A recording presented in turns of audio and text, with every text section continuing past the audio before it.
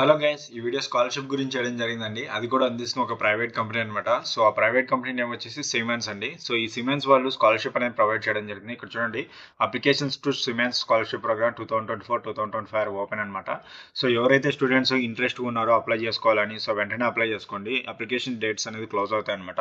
So ఇంతకు ముందు నేను చాలా స్కాలర్షిప్ వీడియోస్ చేశాను, అవి కూడా ఫాస్ట్గా అప్లై చేసుకోండి. ఆ వీడియోస్ యొక్క లింక్స్ కూడా కింద డిస్క్రిప్షన్లో ఇచ్చింటాను. ఒకసారి ప్రతి ఒక్క వీడియో చూసి స్కిప్ చేయకుండా చూడండి, ఎందుకంటే ఇంపార్టెంట్ డీటెయిల్స్ ఉంటాయి. అవి మీరు మిస్ అయ్యి అప్లై చేసుకుంటే కనుక సెలెక్ట్ అవ్వరు. సో ఇంపార్టెంట్ డీటెయిల్స్ని క్యాచ్ చేసుకొని మీరు దానికి తగ్గట్టు అప్లికేషన్ అనేది ఫిల్ చేసుకోండి. సో అదేవిధంగా చాలామంది స్టూడెంట్స్ మన స్కాలర్షిప్ వీడియోస్ చూసి అప్లై చేసుకొని సెలెక్ట్ అయ్యారనమాట. ఇక్కడ చూడండి, స్టూడెంట్ ఈ విధంగా స్కాలర్షిప్ నా వీడియోస్ చూసి సెలెక్ట్ అయ్యారనమాట. సో అతను కామెంట్లో టెస్ట్ చేయడం జరిగింది. సో మీరు కూడా ఇన్ కేస్ ఫ్యూచర్లో కూడా నా యొక్క వీడియోస్ ద్వారా స్కాలర్షిప్కి సెలెక్ట్ అయితే కామెంట్లో టెస్ట్ చేయండి. సో నేను కూడా మన ఛానల్లో పోస్ట్ చేయడం జరుగుతుంది అనమాట. అదేవిధంగా చాలామంది స్టూడెంట్స్ జస్ట్ స్కాలర్షిప్ వీడియోస్ చూసి వెళ్ళిపోతున్నారు. సో దీని వెనకాల మేము ఎంతో కష్టపడి ఉంటాము. జస్ట్ ఒక లైక్ ఇవ్వండి.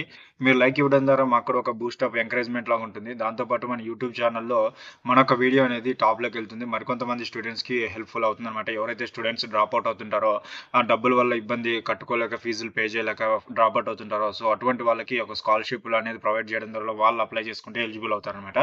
సో ఇక నెక్స్ట్ ఇదే విధంగా ఎవ్రీ సాటర్డే మనం 6 PM లైవ్ పెడదామండి. ఈ సాటర్డే వెదర్ కండిషన్ వల్ల లైవ్ అనేది క్యాన్సిల్ అవ్వడం జరిగింది. సో నెక్స్ట్ సాటర్డే కూడా లైవ్ ఉంటుంది అనమాట. సో నేను ఓటింగ్ ప్రొవైడ్ చేస్తుంటాను. సో ఆ ఓటింగ్ మీరు పార్టిసిపేట్ అవ్వండి. సో అదేవిధంగా సబ్స్క్రైబ్ చేసుకుని అవి నోటిఫికేషన్స్ అనేది వస్తాయన్నమాట. సో నోటిఫికేషన్ చేసుకోవాలి ఆన్ చేసుకుంటే.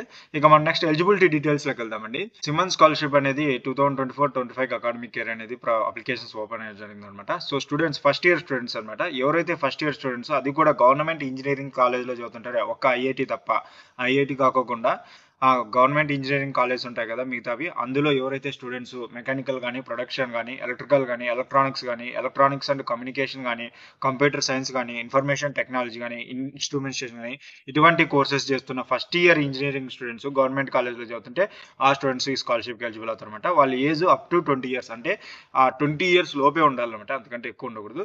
ఇక వాళ్ళకి ఎస్ఎస్సి ఎగ్జామ్స్ ఉంటాయి కదా, ఎస్ఎస్సి ఎగ్జామ్ అంటే 10th క్లాస్ అనమాట. 10th క్లాస్ ఎగ్జామ్లో మీకు 60% మార్క్స్ అనేది మినిమం ఉండాలన్నమాట. అంతకన్నా ఎక్కువ ఉంటే మీకు ప్లస్ పాయింట్, తక్కువ ఉంటే not eligible. HSC are equivalent result minimum అంటే ఇంటర్మీడియట్ కానీ ఉంటాయి కదండి, అందులో 50% కానీ మినిమం 60% తెచ్చుకోవాలి. ఇక ఫ్యామిలీ ఇన్కమ్ కనుక చూసుకుంటే అండి 2 lakhs కంటే ఎక్కువ ఉండకూడదు అనమాట. ఫ్యామిలీ ఇన్కమ్ వాళ్ళు ఎలిజిబుల్ అవుతారండి. ఇక సెలక్షన్ ప్రాసెస్ కనుక చూసుకుంటే ఇది స్కాలర్షిప్, ఇందులో మాక్సిమం 50% స్కాలర్షిప్స్ అనేది గర్ల్ స్టూడెంట్కి రిజర్వ్ అవ్వడం జరుగుతాయి అనమాట. ఇంకా అదేవిధంగా ఈ యొక్క అప్లికేషన్ అనేది ఫుల్గా ఫిల్ చేయాల్సి ఉంటుంది. ఆల్ కండిషన్కి తగ్గట్టు మీరు ఫిల్ చేయాలి. సో ఆ తర్వాత ఏదైనా ఫిల్ చేయాలంటే స్కాలర్షిప్ అనేది రిజెక్ట్ చేయడం జరుగుతుంది అనమాట. So the online application will be open for, అంటే ఇంకా ఇప్పుడు గవర్నమెంట్ కాలేజ్లో అడ్మిషన్స్ జరుగుతున్నాయి కదా, అంతవరకు ఈ యొక్క అప్లికేషన్ ఓపెన్ ఉంటుంది. బట్ ఎప్పుడైతే కంప్లీట్ అవుతుందో అది కూడా కంప్లీట్ అవ్వడం జరుగుతుంది అనమాట. సో మీరు అంతవరకు వెయిట్ చేయకండి. ఈ వీడియో చూసిన వెంటనే అప్లై చేసుకోండి. లింక్ అనేది కింద డిస్క్రిప్షన్లో ఇస్తాను. అఫీషియల్ వెబ్సైట్ లింక్స్ అనేది నేను ప్రొవైడ్ చేస్తాను అనమాట. వేరే ఒక చోటకు పోయి అప్లై చేసుకోకండి. సో ఇది మెయిల్ ఐడి అండి. మీకు ఇన్ కేస్ ఏమైనా డౌట్స్ క్లియర్గా తెలుసుకోవాలంటే వాళ్ళు మెయిల్ ఐడి ప్రొవైడ్ చేస్తారనమాట.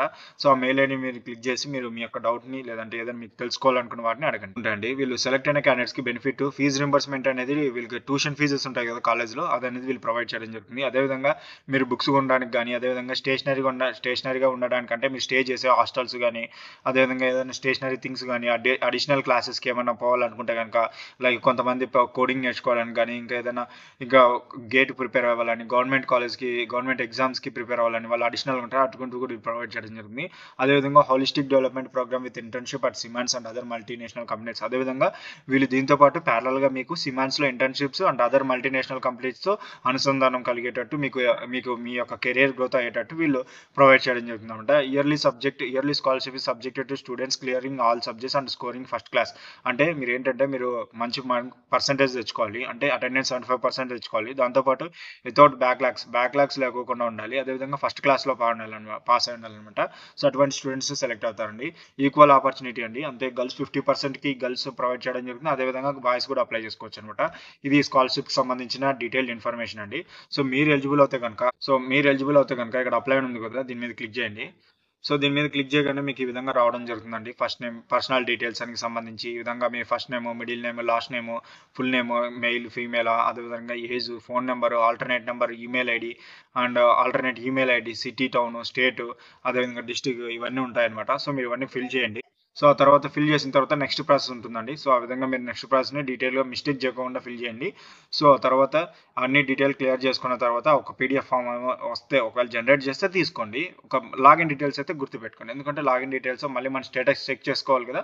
సో ఆ స్టేటస్ చెక్ చేసుకోవడానికి మీరు లాగిన్ డీటెయిల్స్ గుర్తుపెట్టుకోండి. ఓకేనా? ఇటువంటి వాల్యుబుల్ ఇన్ఫర్మేషన్ కనుక మీకు కావాలంటే నా ఛానల్‌ని సబ్స్క్రైబ్ చేసుకోండి మరి. ఫ్రెండ్స్, ఈ వీడియో కనుక మీకు నచ్చినట్లయితే లైక్ చేయండి, షేర్ అండ్ సబ్స్క్రైబ్ చేయడం మాత్రం మర్చిపోకండి. Thanks to my viewers and subscribers. Thanking you.